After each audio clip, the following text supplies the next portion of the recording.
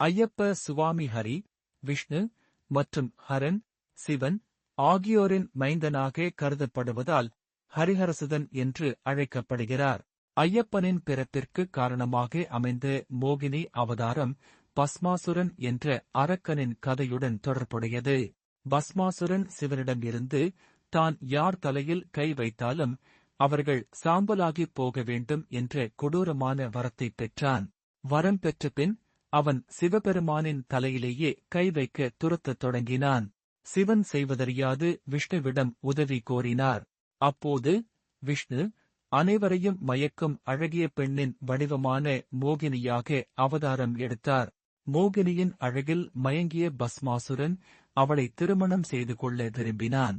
மோகினி தன்னைப் போலவே ஒருவன் நடனம் ஆடினால் மட்டுமே திருமணம் செய்து கொள்வதாக நிபந்தனை விதித்து சாமர்த்தியமாக பஸ்மாசுரனை தன் தலையில் கை வைக்கச் செய்து அவனைச் சாம்பலாக்கி வதந்தான் செய்தார்.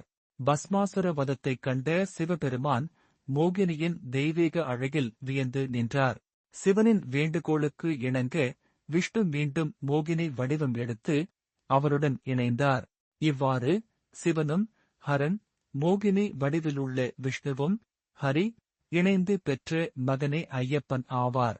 மற்றொரு புராணக் கதை.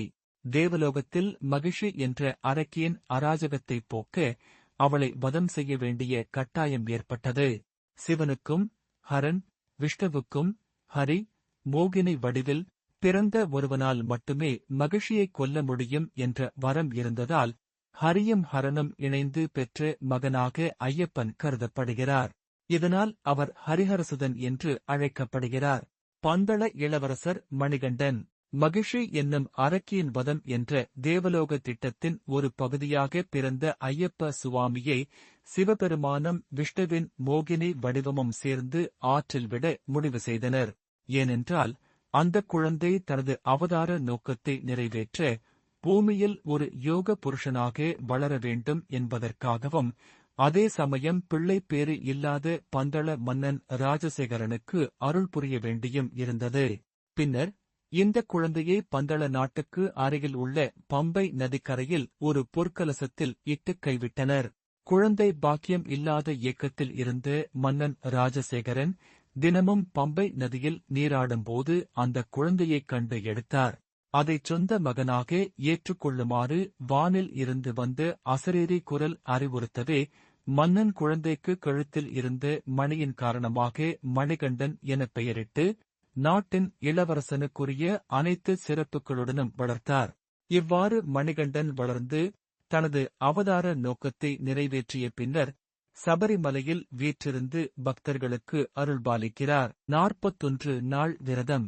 ஐயப்ப பக்தர்கள் சபரிமலை யாத்திரைக்குச் செல்லும் முன் 41 நாட்கள் கடுமையான விரதம் மேற்கொள்வது கட்டாயமாகும். இதற்கு யோக சாஸ்திரத்தின் அடிப்படையிலான தத்துவ காரணம் உள்ளது. ஒரு மனிதனின் உடலில் உள்ள சக்கரங்களை சக்தி மையங்கள் தூண்டுவதற்கும் மனதை உலக இன்பங்களிலிருந்து விலக்கி ஆன்மீகத்தில் நிலைநிறுத்துவதற்கும் 40 முதல் 48 நாட்கள் தேவை என்று யோக சாஸ்திரம் கூறுகிறது. இந்த கால அளவு ஒரு மண்டலம் எனப்படுகிறது.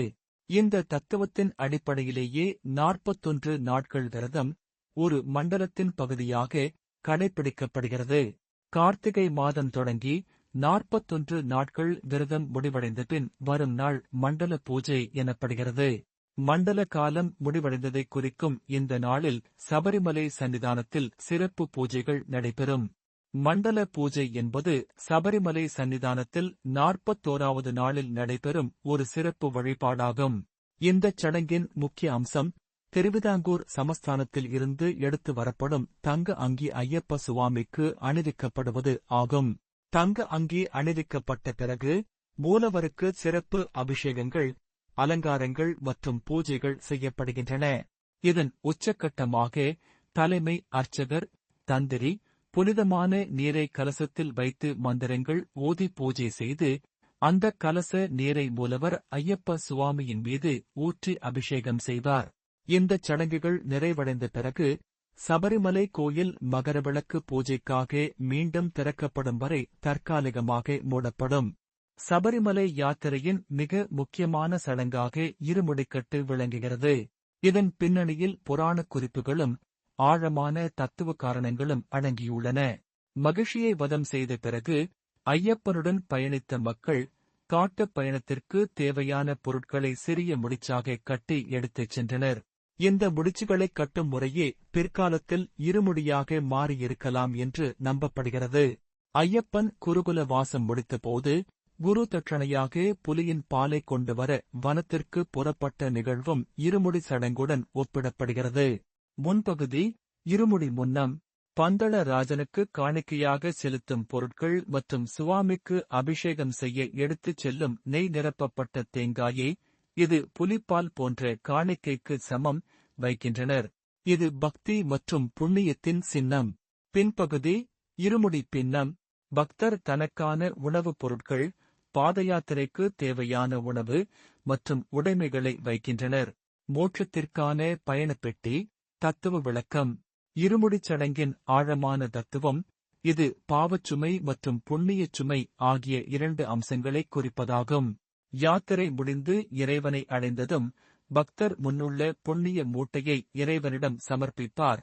தன்னுடைய பாவச்சுமையையும் அங்கே இறக்கி வைப்பதாக நம்புகிறார். 18 படிகள். இருமுடிக்கட்டுடன் 18 படிகள் ஏறுவது என்பது வாழ்க்கையில் செய்த 18 பாவச்சுமைகளையும் இறைவனிடம் ஒப்படைத்து நைஷ்டிக பிரம்மச்சாரியைப் போல சந்நியாச நிலையை அடைவதைக் குறிக்கும் ஆன்மீக சடங்காகும். இருமுடி இல்லாமல் 18 படிகளையும் ஏற முடியாது. சபரிமலை யாத்திரையின் மிக முக்கியமான தொடக்கப் புள்ளி பம்பை நதி ஆகும். இது தென்னகத்து கங்கை என்று போற்றப்படுகிறது. புராணக் காரணம். பந்தள நாட்டு அரசர் ராஜசேகரர் குழந்தை வரம் வேண்டி நடத்திய புத்திர காமேஷ்டி யாகத்தின் பலனாக மணிகண்டனாக கழுத்தில் மணியுடன் கண்டெடுக்கப்பட்ட புனித இடமே பம்பை கரை ஆகும். இதனாலேயே இந்த நதிக்கு தெய்வீக புனிதம் இருப்பதாக நம்பப்படுகிறது. பரிசுத்தம். சபரிமலை யாத்திரை செல்லும் பக்தர்கள் அனைவரும் பம்பை நதியில் நீராடி தங்கள் பாவங்களைப் போக்கிக் கொண்ட பின்னரே சபரிமலை சன்னிதானத்தை நோக்கி பயணத்தை தொடங்குவர். மகர ஜோதி தரிசனம். மகர சங்கராந்தி. தை மாதம் முதல் நாளில் மகர சங்கராந்தி சபரிமலை சன்னிதானத்தில் சிறப்பு பூஜைகள் செய்யப்படுகின்றன. மகர ஜோதி. இந்த பூஜைக்குப் பிறகு சபரிமலையின் எதிரில் உள்ள பொன்னம்பல மேட்டில் 3 முறை ஒரு தெய்வீக ஒளி ஜோதி தோன்றுவதை பக்தர்கள் தரிசிக்கின்றனர். தத்துவம். ஐயப்ப சுவாமி மகிஷியை வதம் செய்த பின் பக்தர்களுக்கு ஆசீர்வாதம் அளிப்பதற்காக மகர சங்கராந்தி நாளில் ஜோதி வடிவத்தில் காட்சியளிப்பதாக நம்பப்படுகிறது. இது ஐயப்பனின் தெய்வீக சக்தியை உறுதிப்படுத்தும் ஆன்மீக அற்புதம் ஆகும். சுவாமியே சரணம் ஐயப்பா.